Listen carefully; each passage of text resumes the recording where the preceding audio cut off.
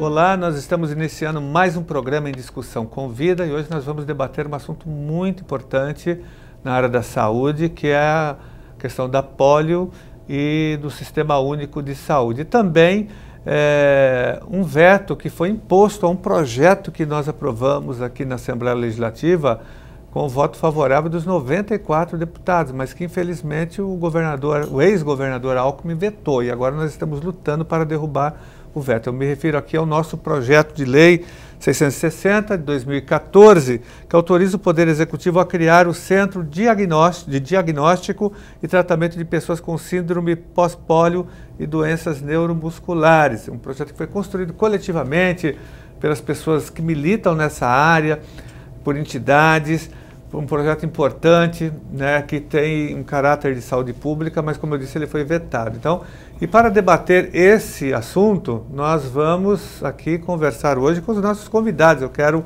aqui registrar a presença da Andréa Silva, que é presidente da Associação G14 de Apoio aos Pacientes de Poliomielite e Síndrome Pós-Pólio. Obrigado, Andréa, pela sua presença. E também o doutor Acari Souza Bulli Oliveira. Ele é neurologista e professor afiliado da disciplina de Neurologia da Unifesp, da Escola Paulista de Medicina. Muito obrigado pela presença de vocês.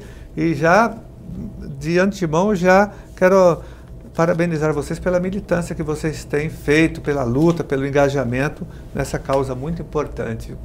Quero começar, então, com o doutor Acari, fazendo uma pergunta que eu vou fazer para a André também. Qual a importância do Centro de Diagnóstico? Perfeito. Boa tarde, obrigado por essa oportunidade de estarmos aqui hoje, presentes aqui na Assembleia, Casa do Povo. Eu sou neurologista, trabalho na Escola Paulista de Medicina. Temos um setor chamado de doenças neuromusculares. O que é o setor de doenças neuromusculares? É mais ou menos aquele setor que abraça as doenças que não são abraçadas por outros setores. Doenças raras. Doenças que comprometem a medula nervosa, o nervo, junção neuromuscular, músculo esquelético. São doenças que no seu conjunto não são tão raras assim. Elas acabam sendo bastante importantes. Dentre as doenças que comprometem, por exemplo, o corno anterior da medula, que está dentro da coluna nervosa nossa, temos a esclerose lateral amiotrófica e a poliomielite. Vamos falar da polio. A polio, ela teve uma importância muito grande no século passado, especialmente nas décadas de 50, 60 e 70, isso no mundo, não só no Brasil. A polio é uma epidemia, pegando bastante crianças, afetando bastante crianças, aquela paralisia infantil. E essas pessoas que tiveram poliomielite, na época, elas ensinaram muito no sentido de vacinação, ensinaram no sentido de reabilitação, de ventilação mecânica, ensinaram no sentido de adaptações para o dia a dia da vida. Muitos centros de reabilitação foram feitos por causa da poliomielite. Felizmente, na década de 70 e de 80, a vacina fez com que a poliomielite ela diminuísse até desaparecesse no mundo desenvolvido. No Brasil, o último caso em 89, ou seja, faz 29 anos, o último caso de poliomielite. E assim, para os indivíduos, a polio terminou. Terminou no mundo? Não terminou ainda. Existem países que têm poliomielite aguda, viral aguda. E se não tomarmos cuidado, ela volta. Aqueles países que têm o poliovírus ainda podem fazer com que ela seja reemergente no país como o nosso, o Brasil. Veja, a nossa fronteira está aberta com a Venezuela. Naqueles países que têm dificuldade de manterem uma vacinação plena, pode ser que apareça um caso e, deste caso, outros e outros. Daí a necessidade da vacinação plena. E aquelas pessoas que tiveram polio lá atrás, hoje elas estão com 40 anos, 45 anos e estão experimentando uma nova condição. Elas tinham uma sequela motora.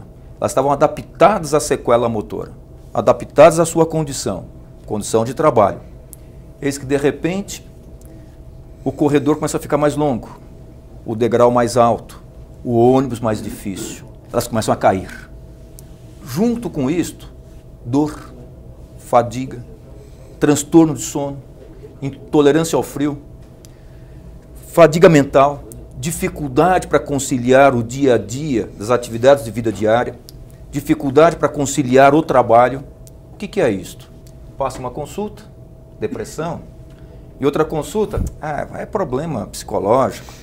Outra consulta, eu acho que é de hipertensão, eu acho que é de diabetes, eu acho que é dislipidemia, ou seja, colesterol aumentado. Não. Síndrome pós-pólio. Agora, ensina-se síndrome pós-pólio nas faculdades? Não. Ensina-se poliomielite nas faculdades? Não. Se não se ensina, as pessoas não são preparadas para fazer um diagnóstico. E como elas não são preparadas, o pior, elas fazem um outro diagnóstico, não o correto. E incutem na pessoa um outro diagnóstico, o não correto. Se não tem diagnóstico correto, o tratamento é correto, André? Não. Pior que às vezes dizem que é preguiça. Já que a André está com a palavra, eu já quero que você responda a mesma pergunta que eu fiz para ele. Qual a importância do centro de diagnóstico e tratamento? Eu estou rindo porque parece brincadeira isso. Mas muitas pessoas hoje contam que na busca por algo que ela não entende o que está acontecendo com ela, é tratada como uma pessoa preguiçosa. Você sempre fez isso? Por que agora você não quer fazer? Ou o médico olha para você, você está ótima, você está inventando um problema. Ou você não gosta de trabalhar. Você está a fim de se pendurar no governo e você não quer fazer a sua parte. Falar isso para uma pessoa que sofreu uma deficiência na infância e lutou sozinha a vida inteira. Porque de fato foi isso. O governo disse, olha, as empresas de transporte têm 20 anos para se adequar. Mas esses 20 anos eu tive que me adequar a um transporte que era inadequado. O esforço foi todo meu. Há 30 anos para que os prédios públicos, as universidades sejam acessíveis. Eu vivi 30 anos sem prédios públicos acessíveis, sem ruas acessíveis.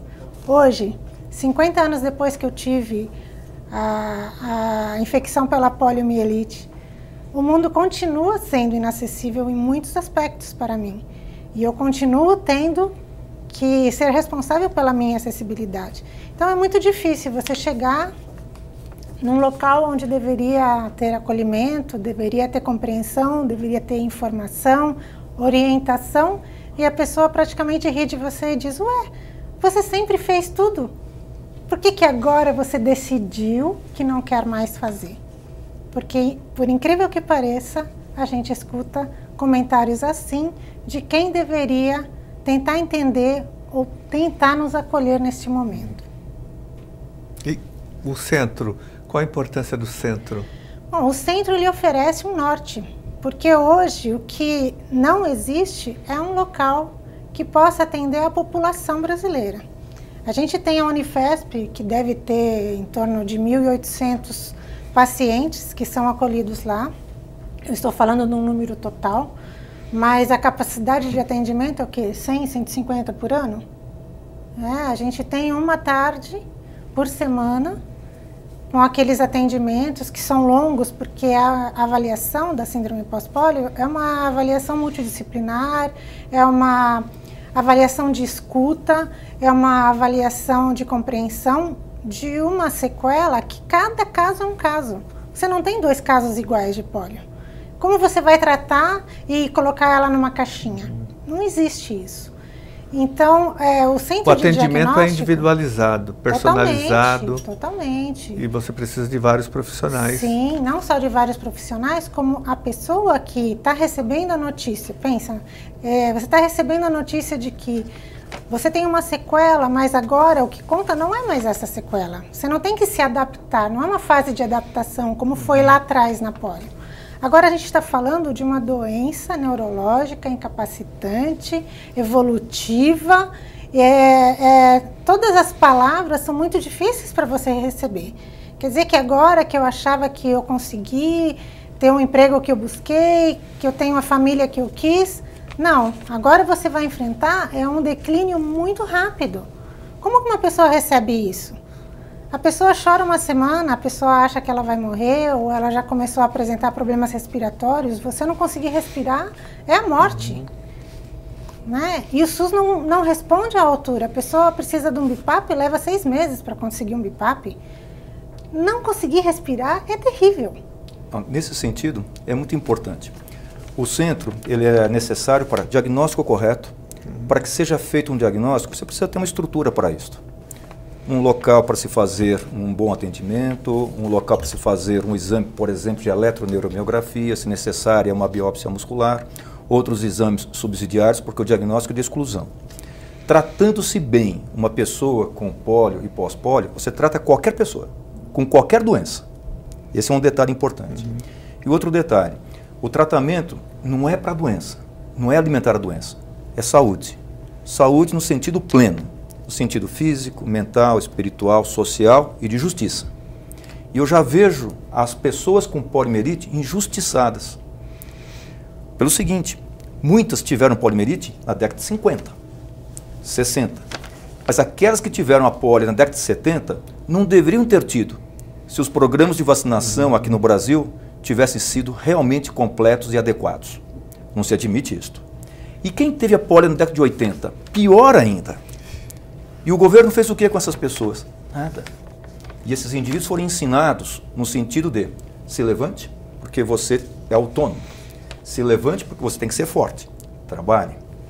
Se levantou, foi forte, foi para o esporte adaptado, tanto que na competição do Rio de Janeiro 2007, do Parapan, 30% dos nossos atletas eram atletas que tinham como situação comum poliomielite.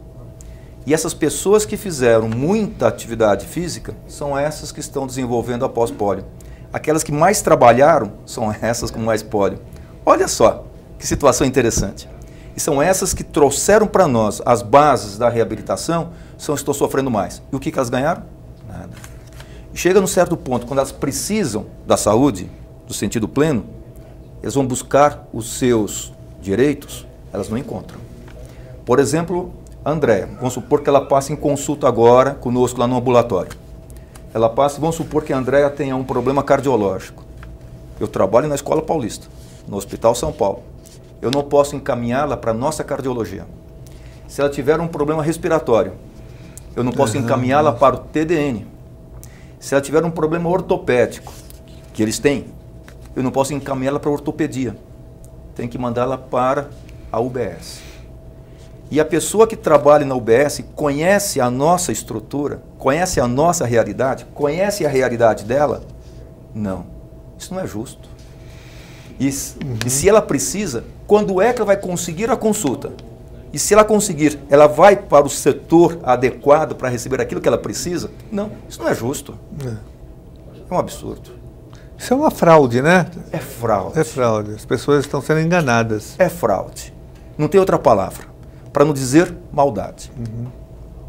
André, eu queria que você falasse um pouco do grupo, da associação, né? Da G14, como que funciona, qual o papel de vocês lá, qual a contribuição que vocês têm dado para as pessoas com pólio, pós-pólio. A Associação G14, nessa denominação, ela é recente, ela tem apenas 4 anos. Só que ela veio substituir uma associação que foi criada, acho que há 13, 14 anos, né? Que era chamada de ABRASP, Associação Brasileira de Síndrome Pós-Pólio. Essa associação foi a que esteve envolvida com a conquista do CID G14. O CID, que foi graças ao trabalho que foi desenvolvido lá na Unifesp, ele trouxe à tona todo esse problema, foi apresentado para a OMS e foi reconhecido como uma doença. Porque a sequela de pólio ela é uma cicatriz, ela não é uma doença em si, né? Ela é uma condição. Então você tem uma sequela de pólio, você se adapta a essa condição, está tudo resolvido na sua vida. Como se você anulasse a deficiência porque você se adaptou a ela. É praticamente assim que é visto. No momento em que a gente apresenta essa condição que é neurológica e passa a receber essa orientação do ponto de vista neurológico, você precisa de uma nova abordagem, como ele colocou. Porque o que está sendo afetado, o que está sendo mostrado, é essa deficiência dos neurônios motores. Essa abordagem a gente nunca teve.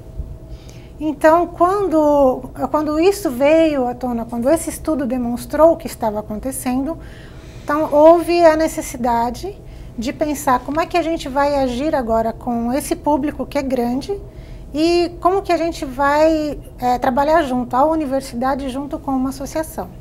Então, a Abrasp foi criada nesta época e a Associação G14, ela é remanescente da Abrasp e ela abraçou esse trabalho junto com a universidade, porque a força que a gente tem é pelos estudos que são feitos na universidade. A gente simplesmente é porta-voz dos pacientes, mas quem nos dá os subsídios para a gente entender o que está acontecendo é a universidade.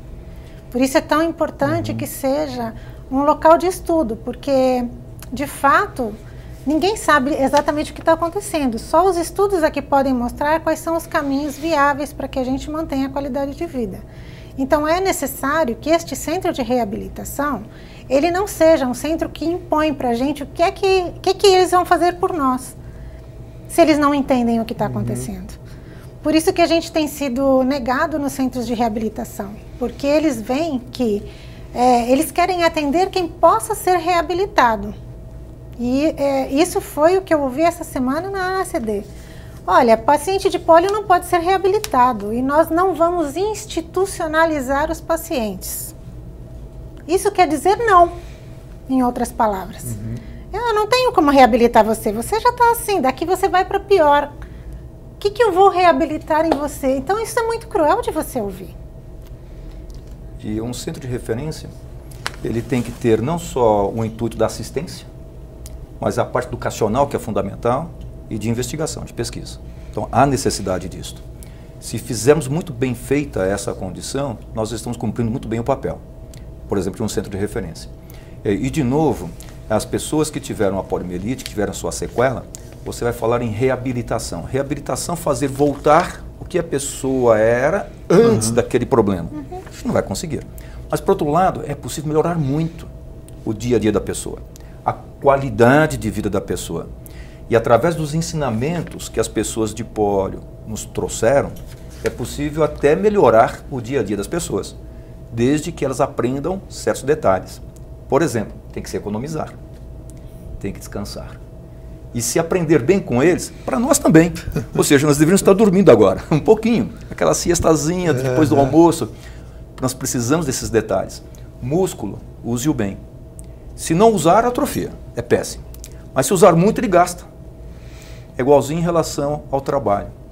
Mesma coisa, eles nos ensinam bastante. O que eles não estão tendo é local para assistência. O que eles não estão tendo é local para que eles possam ensinar. O que eles não estão tendo é local para que nós possamos fazer uma boa identificação. E mais um outro detalhe, eles estão aqui ainda, eles estão vivos. Eles estão mostrando que no passado nós tivemos pólio. E eu gosto de frisar isto. Se nós não ficarmos atuantes, a pólio volta. Enquanto a gente não cria o centro aqui em São Paulo, que a nossa luta agora é pela derrubada do veto, nós podemos dizer que o único espaço público que existe, e talvez não há espaço privado de tratamento, é a Unifesp, a Escola Paulista de Medicina, o trabalho que o senhor desenvolve lá. Nós temos na Unifesp, há um pouco de atendimento em outros locais públicos também, por exemplo, o HC, por exemplo, Santa Marcelina, Santa Casa de São Paulo, só que não existe uma atenção multidisciplinar voltada para a característica da poliomielite.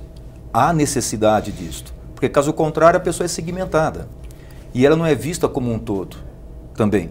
É isso que não gostaria que tivesse esse tipo de atendimento, de voltar para a UBS. Nós somos de um centro terciário. A resolubilidade deveria ser terciária ou num único local.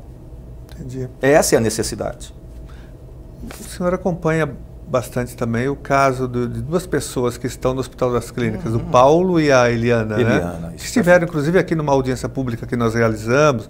Eu já fui visitá-los, conversei muito com eles. É impressionante a garra deles, né? A força de vontade e também a produção artística dos dois.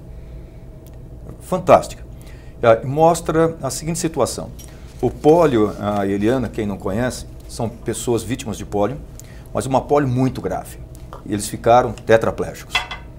embora sejam tetraplégicos, a mente deles é aberta, muito aberta. A criatividade é fantástica e a arte deles é maravilhosa. Eles continuam a produzir, só que eles foram deixados pela sociedade e deixados dentro de um hospital. Institucionalização dentro de um hospital. Eles moram dentro do hospital, mas sem ter os direitos do hospital. Olha que maluquice que é essa situação. E quem que tira? Então não tem como. Em relação à poliomielite também, eu tenho que lembrar bastante a história do Luiz Baggio Neto. Luiz Baggio Neto foi presidente da ABRASP, Associação Brasileira de Síndrome Pós-Pólio. Luiz Baggio Neto, ele tinha só um movimento pequeno desse músculo, deste polegar, que é o oponente do polegar, onde que ele fazia toda a chamada de celular dele. E com este músculo, o oponente do polegar, ele fazia uma comunicação maravilhosa e fantástica e unia pessoas. Ele uniu as pessoas de poliomielite, não só em São Paulo, como em Brasil também, uniu pessoas que estiveram presentes na feitura da Classificação Internacional de Doença, publicada em 89, onde que através do trabalho dele, conseguimos, juntamente com outras pessoas, a inclusão da pós-pólio na CID-10, com o Código Internacional de Doença G14. E é importante esse detalhe da G14, porque, por exemplo, a Eliana ela entrou no mercado de trabalho, se fosse por cota, seria por causa da poliomielite, sequela de pólio, doença pré-existente. Ela trabalhou 5 anos, ótimo, 10 anos, ótimo, 15 anos, ótimo, 20 anos, começou a ter fraqueza nova, pós-pólio. 25 anos, fadiga, cansaço, dor, fadiga central, trabalho complicado, pós-pólio. Está atrapalhando a atividade. E o atrapalhar na atividade, então um atestado é dado.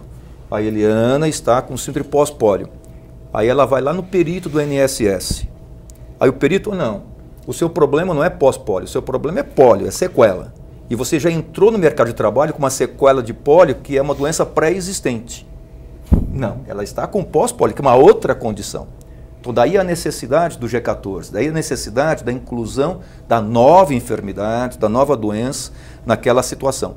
Só que os peritos não reconhecem isso como doença, não reconhecem como uma nova enfermidade e assim não dão direito para ela daquilo que ela tem de direito também. Mesmo com capacitação, mesmo com orientação, mesmo com informação, porque eles só vão atender o que está no livrinho lá.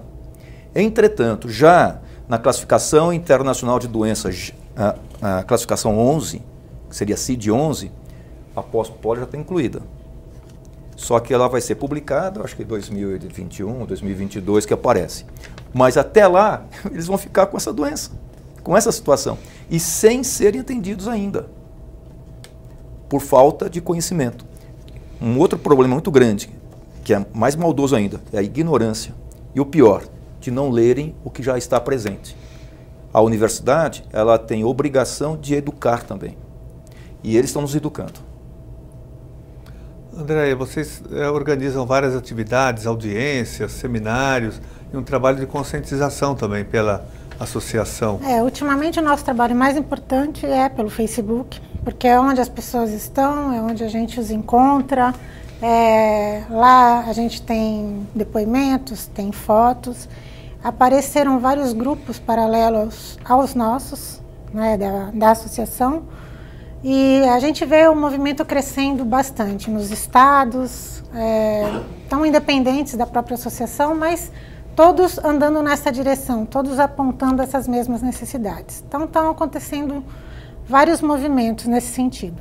O ano passado eu participei em Brasília de uma audiência pública junto com o Ministério da Saúde para cobrar deles a implementação das diretrizes que eles publicaram em 2016, que se chama Diretrizes de Atenção à Reabilitação da Pessoa com Síndrome Pós-Pólio.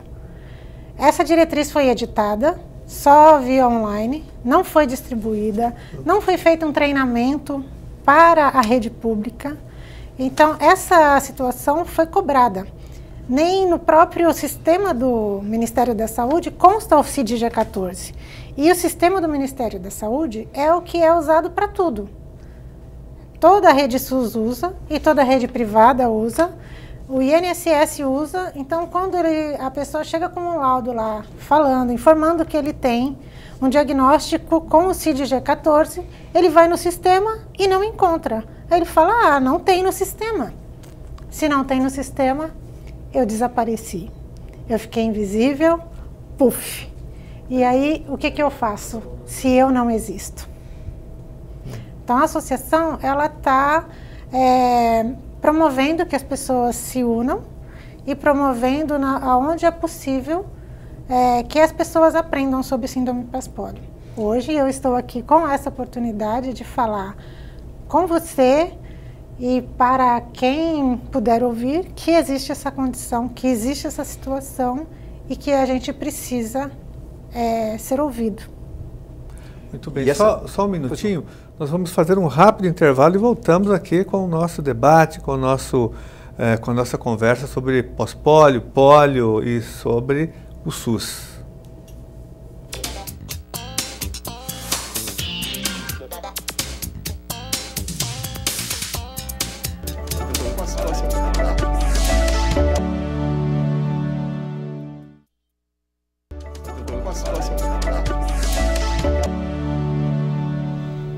Estamos de volta com o programa Em Discussão com Vida, debatendo hoje um tema muito importante, que é a pólio e o Sistema Único de Saúde. Doutora Cari, estávamos falando aqui, antes de começar o programa, dos simpósios, né, dos encontros internacionais que vocês têm participado.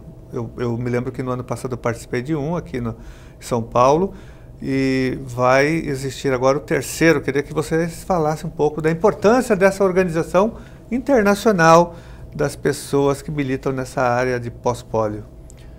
Nós temos feito atividades periódicas, simpósios aqui no Brasil relacionados à poliomielite e síndrome pós-pólio, e que culminou com o primeiro encontro internacional dos sobreviventes de pólio da América Latina, que foi no México. O segundo encontro foi aqui em São Paulo, e o terceiro será na Argentina, de 20 a 24 de outubro, porque o dia 24 de outubro é considerado o Dia Internacional da Poliomielite, para chamarmos a atenção para esta condição. E o Brasil é vanguarda na situação pólio, e é vanguarda na condição pós-pólio também. Nós temos aprendido muito. E se aprendermos e levarmos essas experiências para o dia a dia, nós vamos tratar muito bem os nossos idosos também. Porque a pólio nada mais é, na sua fase atual, como se fosse um envelhecimento um pouco mais precoce. E se pararmos essa condição de progressão, nós vamos fazer com que o nosso idoso seja mais saudável também. Daí a importância do centro de referência. André, você tem uma carta que você queria protocolar hoje aqui na Assembleia Legislativa. Sim. Eu queria que você falasse um pouco do teor, quais são as principais reivindicações que vocês estão fazendo. Eu trouxe essa carta dirigida à Assembleia, aos deputados, já que eles são a nossa representatividade aqui. De certa forma, todo o orçamento, ele tem o apoio dos deputados.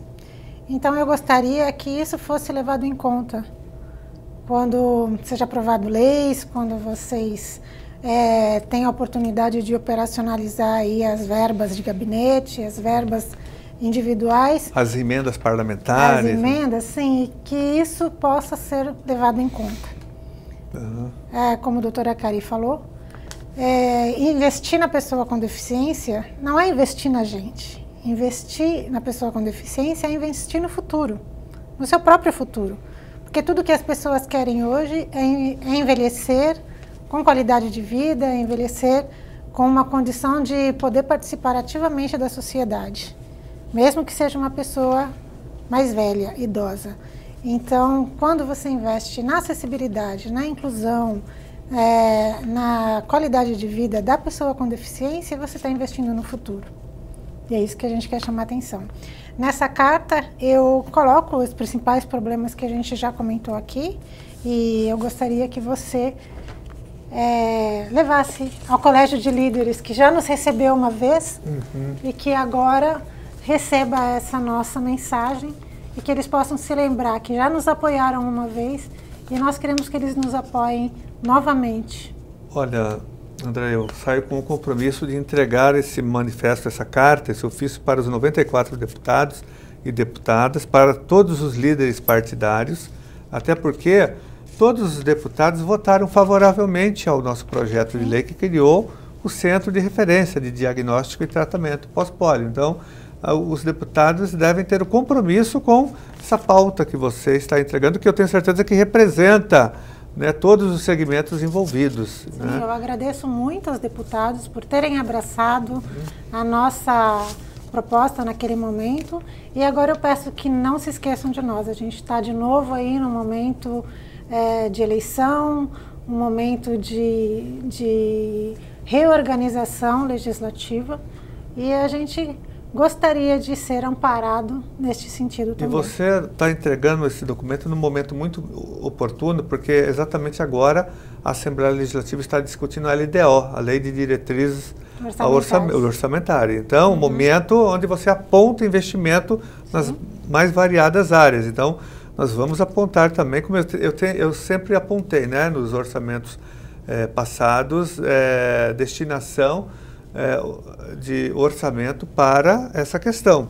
Mas agora aqui a gente sai com o compromisso dos 94 deputados, de aproveitar esse debate da LDO e no final do ano a lei orçamentária, porque como você disse, os deputados aprovam o orçamento. Nós aprovamos o orçamento e acompanhamos a execução orçamentária. Nós sabemos muito bem que o impacto financeiro é irrisório para o Estado. O Estado de São Paulo hoje tem um orçamento de 216 bilhões, não milhões, bilhões de reais. É o estado mais rico da federação.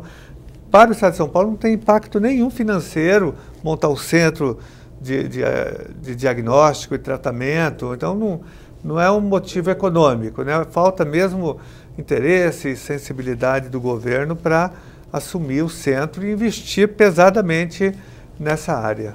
São Paulo já acolheu a poliomielite no passado. Aqui estavam os principais centros de diagnóstico, tratamento, reabilitação. A ACD foi criada por causa da polio.